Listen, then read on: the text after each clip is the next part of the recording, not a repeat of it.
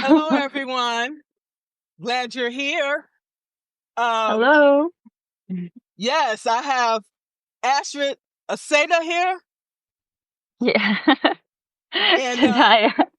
Sadaya. Sorry. Um, and Astrid was born in the Philippines. hmm Okay, and you majored in computer science. Yes. Okay, and you were very passionate about music. Um, hmm as a singer in a rock band. Yes. Since I was a You, kid. yeah, right. And hmm you were also a international rugby player and surfer, Yes. and you still surf, correct? Yes. Well, I wasn't international player for surfing, but I did compete locally. And I'm still Okay, surfing, yeah. awesome. And you are also a professional artist and a Yeah. an art life coach certified in hmm January 2024, Yes. and also a business owner. And you work with the hmm local vendors. Yes, I do. Okay, you've also written 3 books. I Yes. also okay. I Yeah. see poetry. This ebook hmm is now available for sale, hmm and meditation, cigarettes, and all that bullshit. Okay. Yeah. I enjoyed this one a lot. It sounds like it Mhm. was a lot of fun. Also, you have the two publications, The Art of Love and Living, and I See Poetry and Art. Yes, that's correct. Which I just recently updated. It used to be just poetry, but now yeah, I feel like I can include my art there as well. So Wow. And the last thing that I see here is that now you have a new travel log. Okay. Mhm. Astrid, a set of travels. Okay. Mhm. And I will make sure to add a link to that in this video. All And right, you're sure. talking here about traveling through poetry. Yes. Well, sorry. Yes. Yeah, that was while I was living, well, first when I was living in the island in Siargao. It's a small island, and I started making my poems there. And then for 2 years I was just writing 1 to 2 poems a week. And then while I was traveling, I was doing the same. So it's mostly inspired by living in the sea, living in the island. Well, not in the sea, but by the sea. Yeah. Well, that's amazing because this month we're talking about legacy and succession. And I Mhm. know you just had a birthday, and if I'm not mistaken, you're 35. Yes. I just turned So 35. all right. So I know it may be a little bit too early to talk about succession and legacy, but Mhm. when we think about these things, what would you say come to mind? Wow. I guess it's just something that you leave behind, like something that makes a big impact, a difference. Something that gives gives something meaningful to people, I think. Okay. So in your work, uh, talk to me about this meaning. Okay. All right. So first, let me start with what's this? The business, because I've been doing this since I was since the pandemic. I started it.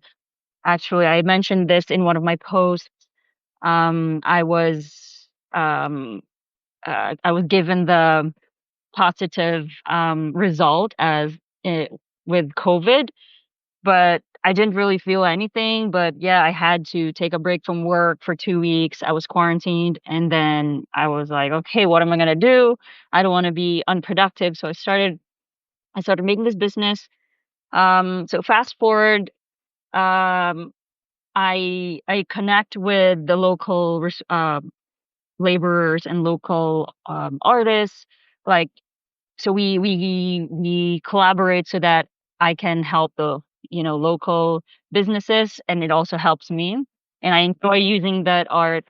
So it's not always yeah, like when people start a business, they're of course you're thinking about like making money and all that, but for me, I want to also be able to give back and help out. So with that, like even for local events in the island, if there are like fundraisers or something like that, I try to even sponsor if just some small items from my business, you know, if it helps like kids to learn surfing or skating or something that can put them to do what they love. So yeah, that's one thing that I really try to give meaning to through my business.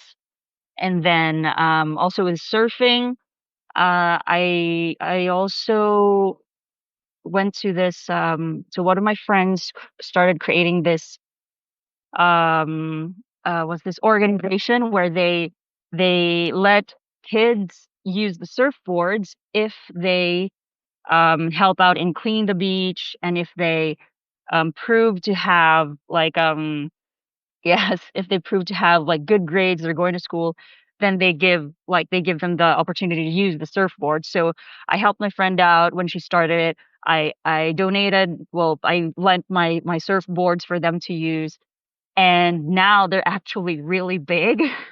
I'm so proud of my friend, and I'm so happy for the kids and everything because the organization is very well known in the Philippines, and a lot of people have supported them, and really it's great to see this thing. So yeah, I'm just really from the things I do, I want to be able to to try to squeeze my way in to be able to help others. Yeah. So that's it. And Yeah. I and that's great. I can see that in your work and in your publication and everything that you do. You are a highly productive person, and so when do you find time to to do things for yourself? Well, so that's the thing. That's exactly what I am trying to write about and talk about because it's really important to I mean, it's very cliche, but to love what you do and to do what you love.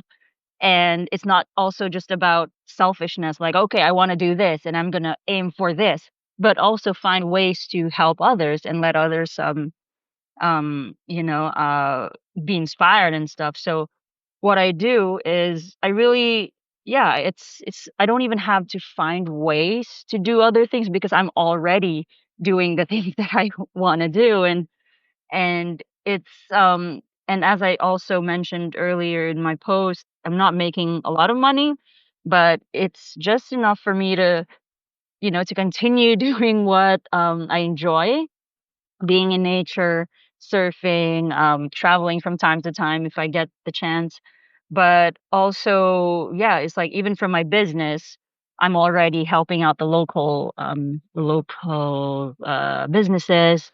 And then like if there are even with some what's this calamities like the typhoon, the pandemic.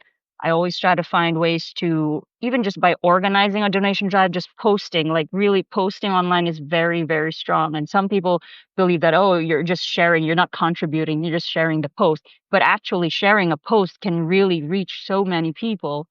And I've done that before, and even just sharing something on my story in Instagram, and then a friend of mine will share it to the next, and people donate like from all around the world, and it's so good.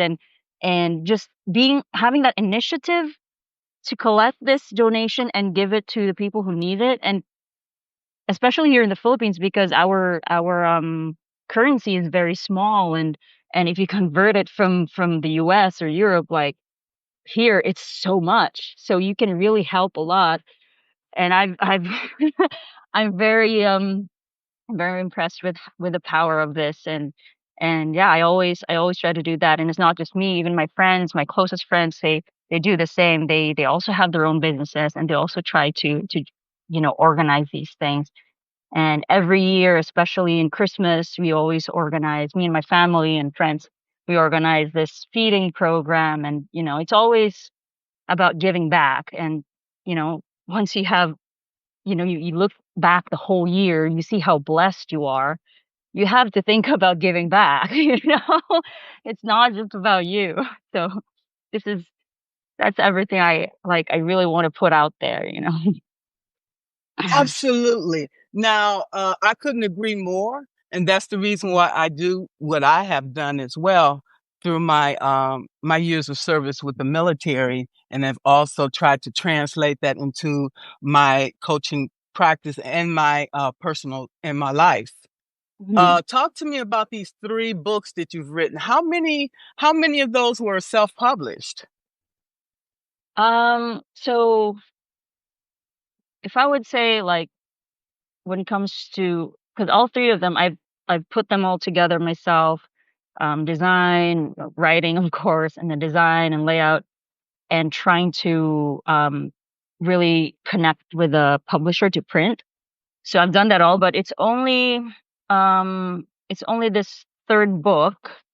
Oh no, it's only the second book, I See Poetry, that I actually included some marketing.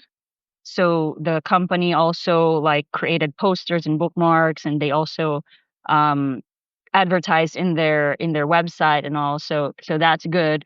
But for I Call Surfs Up and for this third book, it's really just I just went to the company to print, and I have to do the marketing. I have to do everything. Okay. So it's gonna Okay. be tough, but yeah. In the end, it's really I try to remind myself that I'm not doing this like from the start. I didn't start doing this to make money anyway. I started this because I wanted to, you know, I wanted to do it. So with my first book as a memoir, I wanted to express myself, and it has been a dream since I was younger to publish a book. So this was a perfect debut. And then the poetry thing, it really helped me express myself while I was in the island, come back to my love of poetry because I gave up for years. You know, I stopped when I was in high school, college. So when I came back to it, it was wonderful to push myself to keep writing poems. And then the third one is also something that I feel like it was for me and for others because I experienced this, you know, transformation from being in a very bad place in my life. Like I've it was I was really depressed and everything, and I wanted to show how what I did and how much how much I've been through and show it to everyone, you know. And it might be very unorthodox as you can see with the title, but it's also my way of showing people like, you know, it's when people hear healing, some people think it's too, you know, it's too feminine or like it's very, you know, dramatic, but it's like when healing is for everyone, it's for, you know, all types of people, all so I wanted to show that, you know, me being this vulgar person, I was also in a very bad place and, you know, I just wanted to show the real me. So yeah, again, so back to the to the point.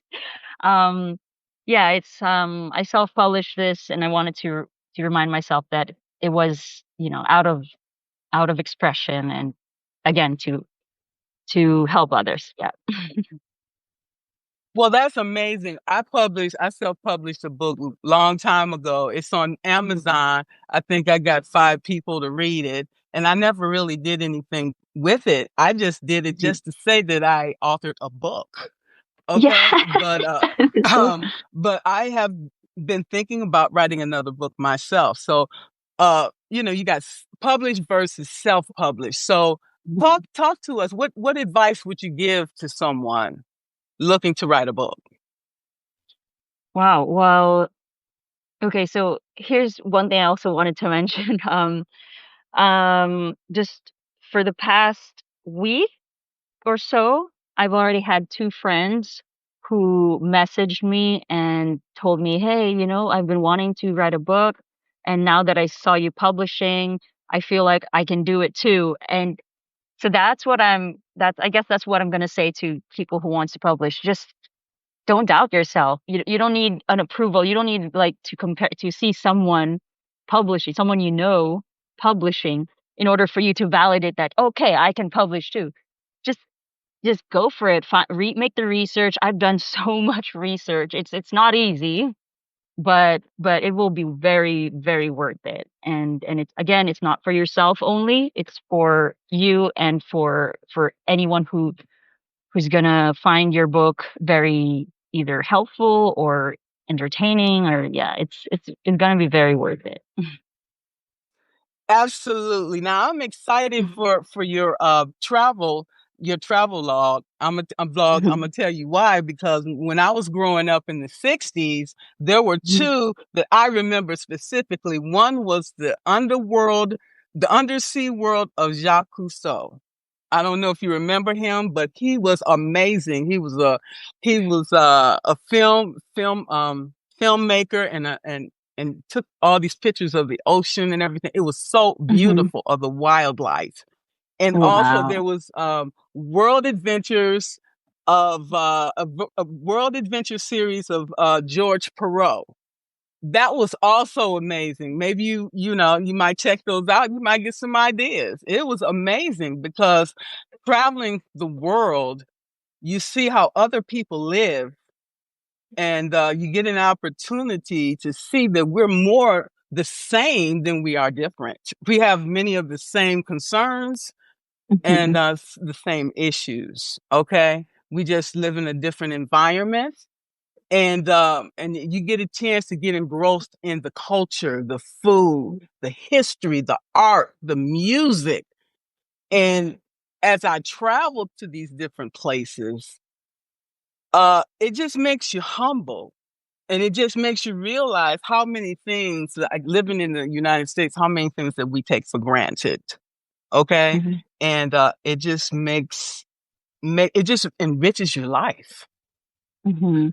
Yes, I really I'm now very interested with that you mentioned. I'm gonna ask for the I'm gonna ask for the titles again later.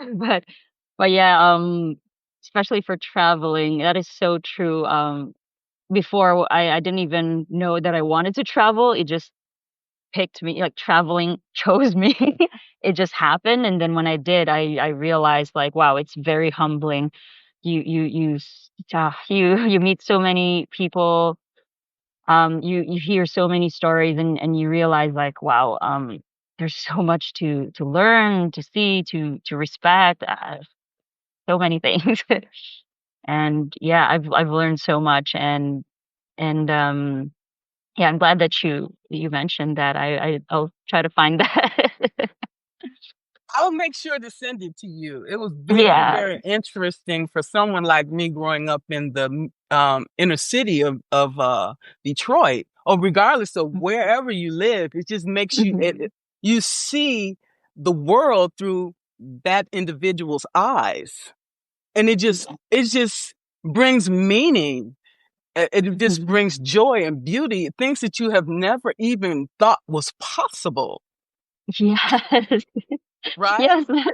Yes, that is very true. I seriously, like there are so many things in my life that when I look back, I'm like, wow, like I didn't even know that was possible. Exactly. Like I never like okay, one example, let me just mention because I was in since I was studying computer science, I remember in school we had this like a class trip to Singapore, and there were only two of us who couldn't go because of financial, problems. So we were so jealous, and we're like, wow, like Singapore was the dream to us, It was like as a computer, as an IT student, it was like Singapore is just the place to be, but we couldn't even go. And then when everyone came back from Singapore, they were showing us pictures and talking about their experience, and it was so like sad for us. But I never thought that I could ever go to Singapore. And then yeah, fast forward again, I got this job, and the training was in Singapore. It was all expense paid. I didn't have to pay for anything. So I'm like, wow, I didn't know that was possible. But yeah, Yeah, there's so many things. It's crazy how much you learn if you just be patient and be humble and just keep working hard. That's really all that is, you know. Absolutely. Now talk to me, how do you, because you have this art life coach certification. Mhm. So how do you blend in coaching with everything else that you're doing? Well, actually, when I coached my colleagues before, that was starting 2017, 18, yeah. And I was in this company and I trained the some of my colleagues for like 2 to 3 years. I trained and coached them. And then after this, when I moved to another company, I also um, coached like I think 5 of them. But it was yeah, it was mostly it was all of them were really connected to work. So it was part of the schedule, you know. I didn't need to have time. But once I started to separate that from work, it's yeah, that's what exactly what I'm trying to put here on Substack because it's not all the time that people are very confident to reach out, or you know, they're not comfortable to reach out. So it's hard to, you know, to really see who needs it. And I remember last year someone did message me and she was already like, yeah, yeah, let's schedule and this, and we were about to have our call or our first meeting, and suddenly she just vanished. She didn't, I couldn't call, I didn't contact her, she didn't reply. I was worried because what happened, you know? I don't even know where she went anymore, and she was already so sure about meeting me and she just disappeared. So yeah, that's what I'm saying. Like now I want to really put it out there to really, you know, to just be here and wait till someone reaches out, because some people are just you know, waiting for the right time. And I want them to know that I'm right here. You know, I'm here when you're ready. So yeah, so no one has reached out yet. I think I've mentioned that the last call, and that's fine. Like again, you know, some people will find their time, and you just got to be ready when they are. Well, I'm glad you mentioned that because when I first came to Substack, um, I I was under the mindset that I really didn't want to divulge any personal information. Okay. Hmm. And just, just to write, but in order to build trust, we must be vulnerable. Yeah. We must give of ourselves. We must let people in and show them who we are, because we're the same way. I'm not going to spend my money with you if I don't know anything Hmm. about you, if I don't trust you, like you, or something about you for me Hmm. to take out my credit card and give you Yeah, my yeah, money. You got to give me exactly. something. Yeah. Okay. So my thought process is the same way. Okay. Well, what am I giving people? If I want them to subscribe, if I want Hmm. them to pay for coaching, what am I Hmm. providing them? Okay. Yeah. And Hmm. these are the things that I'm asking myself. And I'm like, okay, well, I got to give more if I want to get something. And that's the attitude we have to have in life. Okay. Yes. The world don't owe us nothing. Okay. Yeah. Because there's so many people out there calling themselves coaches who are coaches Hmm. legitimately. Okay. Yeah. So Yeah. how do we set ourselves apart from other people? Okay. Hmm. It's not what we say, it's what we do. Yeah. I'm the same way. Show me. Okay. Yeah. Yes. Then maybe we can talk. Okay. Hmm. So as we're talking about coaching, I'm starting to see, especially with AI now, I'm starting to Hmm. see where you have, AI coaches, AI Yeah. therapists. So not Yeah. only I've are we heard. competing with other coaches, we're also competing with AI. So what's your thought on Yeah. this? Well, I actually had a conversation with that with someone like 2 months ago. I saw someone message in this group chat, and that person was asking, yeah, what do you think about AI coaching? And I told them, I remember messaging saying like, you know, first of all, AI is already taking over graphic designing and programming. Like I'm as a designer and and website designer, I already can see the difference, how hard it is to get a job.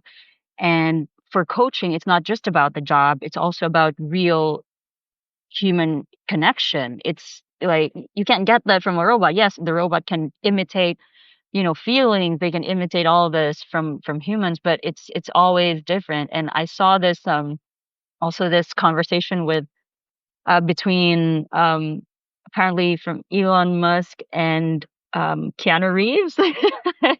I forgot. I Okay. randomly saw it. Yeah, I randomly saw it somewhere, but apparently they were arguing about that, like human connection in regards to movies. And it's the same thing. Like people can see, technology and all that. It's good effects, yes, but there's always a difference when it's human connection. It's really different. So yeah, as coaching, like maybe that's why people aren't reaching out anymore, because they are trying this AI thing. But I just hope that they won't get misled, because a lot of people already are. And I can see like people are talking about like healing. They're talking about, these coaches are talking about, oh yeah, I'm gonna charge you this much and I'm gonna heal you. But you look at them and it's like, is that really, you know, how you should heal? Like if you are really concerned about the person, you wouldn't go say, hey, I'm gonna heal you, but you're gonna pay me this amount of money. Like, so for me, it's like prove yourself first, exactly as you said. Like show yourself.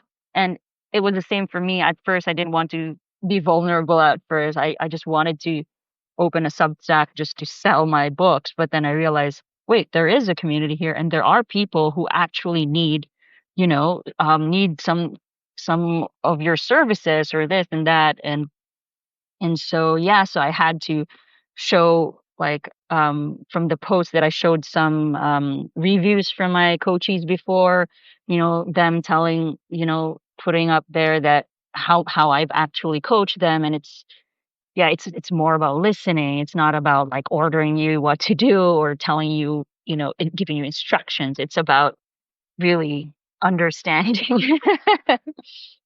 So as I'm I gl- really agree with you. I'm glad you mentioned that because sometimes I am that person giving out instructions and stuff like that because Hmm. of my religious background and because I was Oh in the yeah, sure. military. I'm Mhm. marching, giving you marching orders. And then I have to realize these are human beings. They are not in the military. They are not kids. They don't need to be told what to do. I'm like, oh my God, I keep doing this. Why I keep Yeah, doing that? Okay. I can completely understand that, because like also as an athlete, like hearing that from my coach, athlete like my training coach is like you have to get used to it. That's funny. Okay, I'm your biggest cheerleader. That's the reason why Yeah, I'm yeah. doing it. Okay, But it's I'm cheering you on. but it's it's That's what I'm it's telling out of myself. yeah. But with your case, it's also out of, it's out of good intentions. It's not about like just following the book. That was my point. Like some people just go by the book because they're just reading about it. But for us, like we have experienced it. You have experienced it as being in the military, and this is what you're contributing. This is what you're offering. And so yeah, we really just have to wait for someone who thinks that, hey, this is what I'm looking for. And yeah, Okay. Yeah. Yeah. yeah.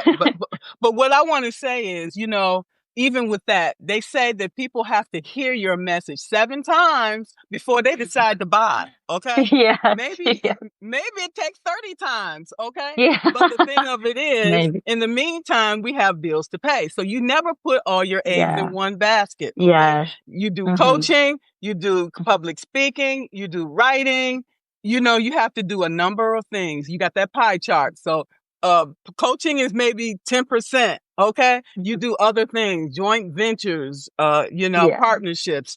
Never put all your eggs in one basket. Just when you think you're not uh but nothing's happening. That's when you get your first client, your second, your third. And Yes. you just have to keep manifesting. And like you were Mhm. talking about, you manifest on that job, that place where you wanted to Yeah. go. Mhm. Singapore, same thing. Okay. Mhm.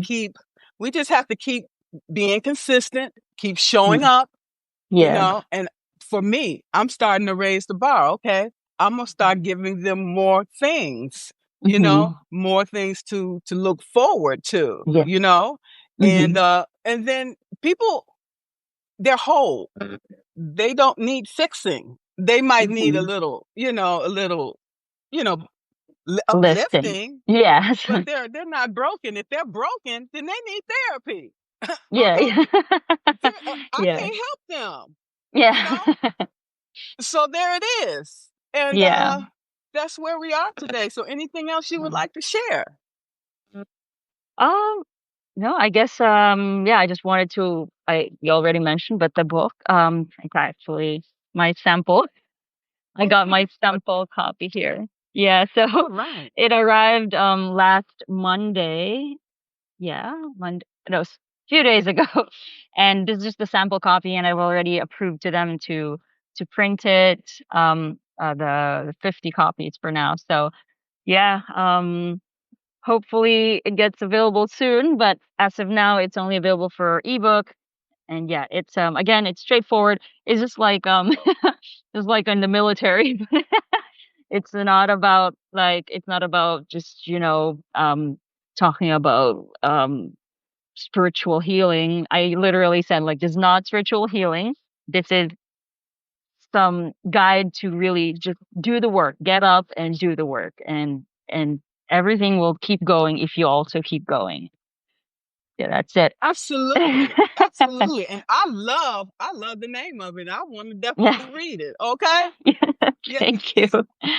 So I just want to touch again on your travel log because Morocco is a place that I Mhm. wanted to visit because I have a nephew that lives in Oh, Madrid. Okay. So oh, I'm okay. like, if I'm when I go visit him in Madrid, it makes sense for me to go to Morocco and Mhm. Portugal. They're all three countries right there Wow. together. Okay, Yes. so talk to us about the travel log. What made you decide to Well, do it? in Morocco, you mean?